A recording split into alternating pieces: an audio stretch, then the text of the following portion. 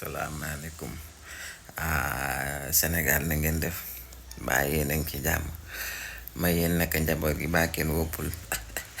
wallaay aju maa ngi leen di nuyu am ngeen 2 minutes seen taawam am ngeen wallaay aju merci beaucoup bëggoon a wax rek ci kaawu Ngagne Demba Touré bi nga xam ne dañ ko bëggoon a apporter tout notre soutien moom Ngagne Demba mu nekk jeune nag nekk jeune boo xam ne si am carrière bu mucc ayib devant lui qui aura toute la vie pour représenter dignement le pays pour xeex li mu war a xeex tey nag natt dal ci kawam ñu bëggoon apporter tout notre soutien ak considération bi ñu am ci moom di ko wan ne toute la jeunesse bi mu représenté woon ci combat bi ñu ngi derrière lui pour soutenir ko pour accompagner ko pour bokk ak moom li ñu teg ci kawam nekk na koo xam ne ba muy génn ci réew mi waxoon na ay wax defoon ay live defoon ay vidéo ba yoon nag convoqué woon ko mu préféré moom mu choisir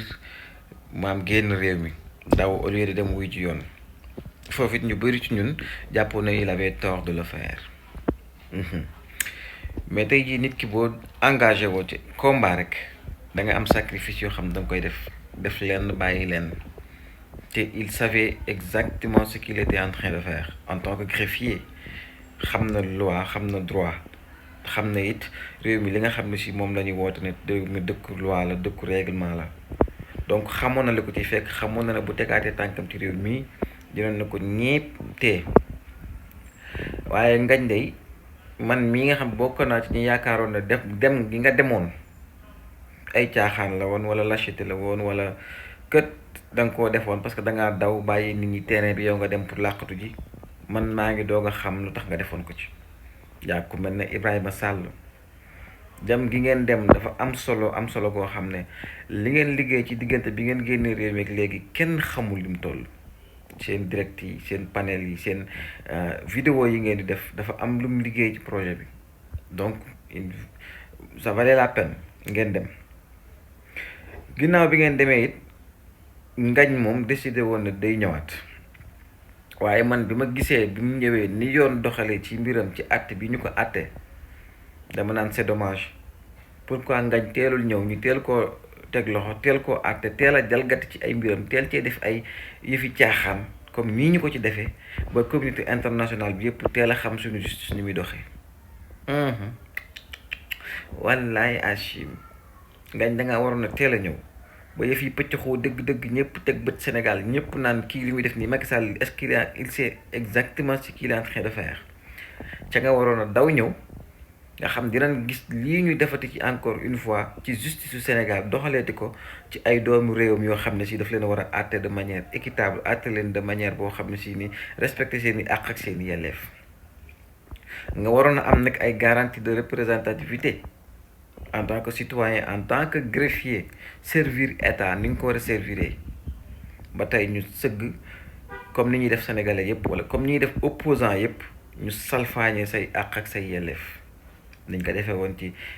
Karim Wade niñ ko defee woon ci ay ñoom Khalifa Sall niñ ko defee woon ci ñeneen ak ñeneen Imam Alioune Badara Ndao niñ ko defee ci ay ñoom Cheikh Bara Ousmane Sonko Bassirou Diomaye Faye nii ñu leen xañee seeni àq ak seeni yelleef li leen droit may li leen yoon may yoon lànk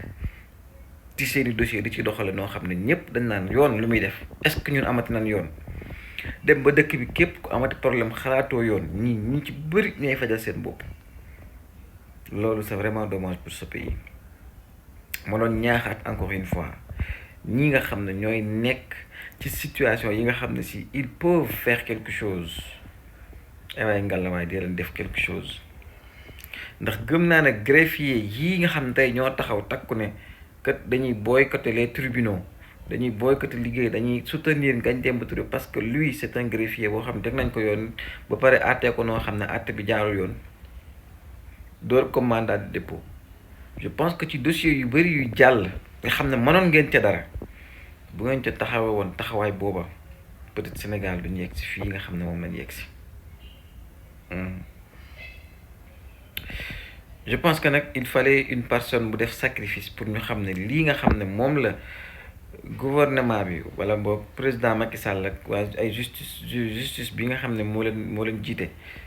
lii nga xam ne moom lañ doon woote pacifier l'espace public nangam ak i nangam indiwaat jàmm ci réew mi et cetera et cetera il fallait une personne bu ni ñu ko waxee sax bu wane ne li ñuy woote dëgguwul ci ñoom mais plutôt dafa nekk ay pexe yu ñuy tegati encore une fois. Parce que ça s'appelle pas pacifier l'espace public bu ñu nee dossier bi jeex na rek bañ ne président Macky Sall ñi ngi koy xaar mu faire une bonne action pour indi une stabilité dans ce pays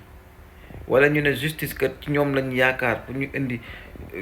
ay lumière ci benn dossier wala ñu ne DGE wala ñu ne nangam ki nangam kuñ ci yaakaar ci ñi nga xam ne ñooy ñu ŋànk réew mi war a doxal yoon ñu jiital leen ci kaw parce que dañoo jàpp dañuy àtte dëgg parce que dañoo jàpp dañuy doxal dëgg parce que dañoo jàpp dañuy yërëm askan bi ñooñu ñëw doxalee ca noo xam ne si ni loxo yëpp ay ëpp gémmiñ yaakaar yëpp ay tas ñun ñëpp gis na salfaañeeti nañ yoon ak yelleefi doomu aadama wala groupe de personnes réew mi nag je pense que ay Ngagne Demba Touré yu bëree ngi fi toroxal nañ fi gor bu ne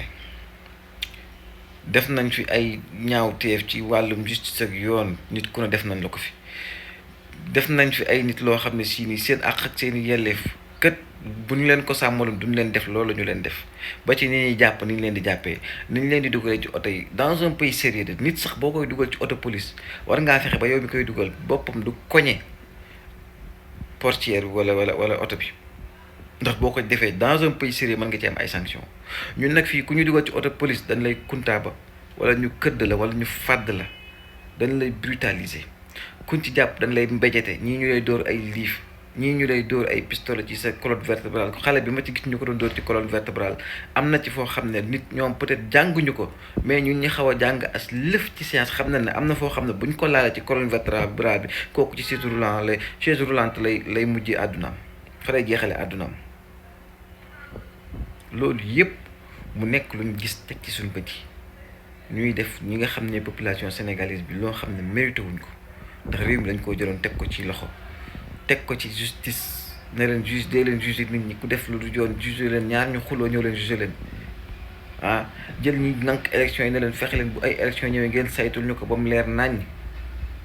jël un président jiital ko na ko jox nañ la suñu bité suñu lépp fexe ba suñu réew mi ñoŋ lépp jaar yoon dund gi yomb ci nit ñi lépp jaar yoon daal en tout cas jël ay takk der ne leen yéen kat yéen lañ jiite sàmmal leen ñu suñu utal leen ñu suñu kaaraange sàmmal leen ñu suñu réew sàmmal leen ñu suñuy population bu fekkee ne ñoo retourné askan bi yëpp àndandoo ne ñii kat defuñu seen liggéey ni mu waree on a vraiment un problème et on est trop faible pour régler ce problème j'espère que le seul risque li nga xam ne si mooy boole nit ak liggéeyam muy xam ne dafa war a am foi en Dieu xool yàlla ci li muy def taxawoon na waat ñu ci bëri defoon prestation de serment dinañ tëdd ba un jour wala seen doom pëkkal leen ñu xool seen doom wala ñu xool seen diggante ak suñu borom wala ñu xool seen diggante ak diina jën bokk xam ne man mii kat lii ñu ma dénk mbooloo ma ko dénk dama cee war a dox dama ko war a teg ci yoon waaye waruma ko def jalgati waruma cee lor kenn mais nag Sénégal ni muy doxee am na ñuy loru am na ñuy loru ci niñ tëggee suñuy réew suñuy institution te tey jii nii c'était le cas de Ngagne Demba Touré ñu ngi lay soutenir bu baax a baax ñu ngi lay ñaanal suñu borom lii mu ñu teg ci kaw ñu tegg ko mu yàlla suñu borom tegg ko nu mu gën a gaawee joomu aadama nag ku ko bëgg a toroxal suñu borom bu ci àndul da nga jéemati def lu ne déployer moyen énergie xaalis lu ne tëdu torox mais merci beaucoup encore une fois ci sacrifice bi nga def encore une fois pour la jeunesse pour le pays jërëjëf maître